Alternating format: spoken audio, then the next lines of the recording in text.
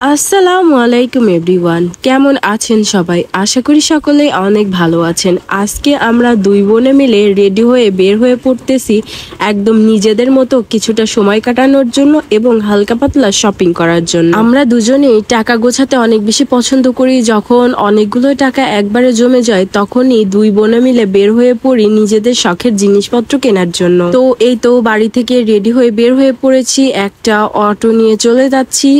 ওয়েদারটা একদম পরিষ্কার ছিল, কিন্তু হঠাৎ করে এমন ঝুমঝুম করে বৃষ্টি নেমে পড়লো যা বলার বাহিরে। অটোতে করে এসেছি কারণ কোনো সমস্যাই হয়নি, তো মার্কেটে চলে আসলাম। এসেই আমরা চলে যাচ্ছিলাম একটি লেডিস শপে, যেখান থেকে আমরা দুজনেই নিতে যাচ্ছিলাম হ্যালো কিটির একটা সেট, যেটা অনলাইনে বর্তমানে প্রচুর পরিমাণে ভাইরাল। কিন্তু অনলাইন থেকে কিনতে গেলে হবে কি, কাপড়ের কোয়ালিটি কেমন দেখতে পারবো না। অনলাইনের ম্যাক্সিমাম কালেকশনই আমাদের এখানে পাওয়া যায়, আর অনলাইন থেকে তো আমি দেখেও নিতে পারতেছি না। কাপড়ের কোয়ালিটি যদি ভালো না লাগে তখন ডেলিভারি চার্জ দিয়ে ব্যাক করতে হবে। তো আমরা যদি কোনো অনলাইন কালেকশন কিনি, আমরা দুজনে এখানেই চলে আসি। তো এখান থেকে হ্যালো কিটির সেটটা নিয়ে নিলাম। এটা যে কোনো সময় পরা যাবে, আর যে পরিমাণে গরম পড়ছে এটা ছাড়া উপায়ই তো নেই। আমরা দুজনে আউটফিট সেম সেম নিলেও কালার অনেকটা ডিফারেন্ট নেওয়া হয় অনেক সময়, কিন্তু এবারে সোনালি বলতেছিল দুজনে সেম নিব, তাই দুইটাই একরকম নিয়ে নিলাম। অন্য আরো অনেকগুলো কালার ছিল কিন্তু দুইটা সেম সেম একদমই ছিল না, এই কারণে এই সফট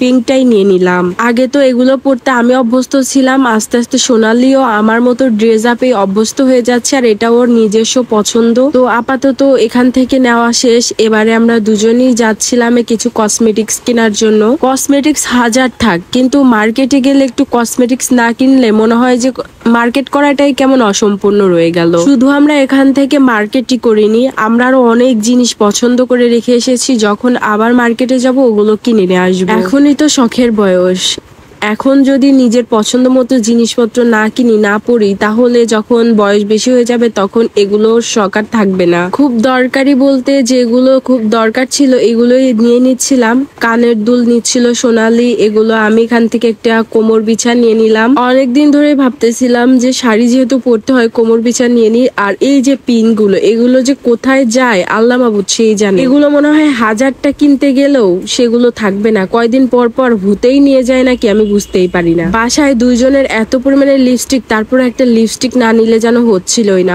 অনেকগুলো লিপস্টিক চেক করে করে একটা লিপস্টিক সিলেক্ট করে দিলাম, সেটাই নেওয়া হলো। তো এই তো আমাদের এখান থেকে কেনাকাটা শেষ। এখন আমরা অটোতে উঠে পড়েছি, বাসায় চলে যাচ্ছি। এর মধ্যে বৃষ্টিও থেমে গিয়েছে, কিন্তু আমাদের দুজনের অবস্থা খুবই খারাপ। বৃষ্টি যে খুব বেশি সময় হয়েছে এমন না, কিন্তু অনেক পরিমাণে হয়েছে। আমরা দুজনে বৃষ্টির মধ্যেই এদিক ওদিক গিয়েছি, এই কারণে নিজেরা না ভিজলেও পায়ের অবস্থা করুন। আমরা প্রায় 2-3 দিন ধরে প্ল্যান করতেছিলাম যে বাইরে যাব। আজকে আম্মু যেহেতু বলতেছিল, বাসা থেকেও বলতেছিল বৃষ্টি হবে, যাওয়ার দরকার নেই, কিন্তু আমরা ভাবতেছি 2-3 দিন ধরে প্ল্যান করতেছি আজকে যাবই। তো অনেক কিছুই কেনাকাটা করেছি, বৃষ্টিতে হালকা পাতলা ভিজে যাওয়ার কারণে সবকিছু ক্যাপচার করা হয় নাই। তো বাসায় গিয়ে আপনাদের একটু খুলে খুলে দেখাবো আমরা দুজনে কি কি কিনে নিয়ে আসলাম। এই তো বাসায় এসে ড্রেস চেঞ্জ করে নিয়েছি, ভেজা কাপড়গুলো ছেড়েছি। এবার সোনালি বের করতেছে কি কি কিনলাম। এই যে এই গেঞ্জি সেটটা আমরা দুজনে একদম সেম সেম নিয়েছি। বাসায় পরার জন্য এটা খুবই কমফোর্টেবল, আর যে পরিমাণে গরম পড়ে তাতে তো